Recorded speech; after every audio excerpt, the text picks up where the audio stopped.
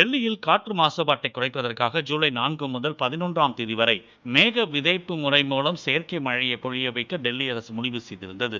இந்த நிலையில் தற்போது வானிலை காரணமாக இந்திய வானிலை ஆய்வுத்துறை மற்றும் புனேவில் உள்ள இந்திய வெப்பமண்டல வானிலை ஆய்வு நிறுவனம் ஆகியவற்றின் நிபுணர்கள் மேக விதைப்பு தேதியை மாற்ற பரிந்துரைத்துள்ளனர்.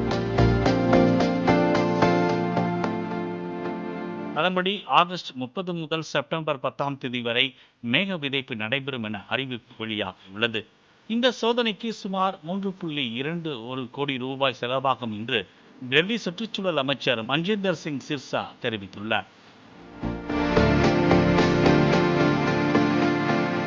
மேக விதைப்பு முறை என்பது மேகங்கள் மீது சில்வர் அயோடைட் நானோ துகள்கள், அயோடைஸ்டு உப்பு மற்றும் பாறை உப்பு கலவை போன்ற பொருட்களை விமானங்கள் மூலமாக காற்று தூவும் முறை.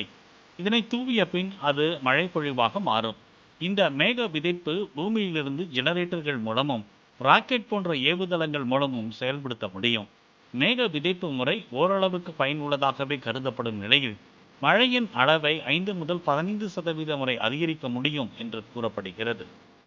பிளே ஸ்டோர் மற்றும் ஆப் ஸ்டோரில் இருந்து பாலிமர் செயலியை QR கோடு மூலம் பதிவிறக்கம் செய்யுங்கள். செய்திகளை உடனுக்குடன் பெறுங்கள்.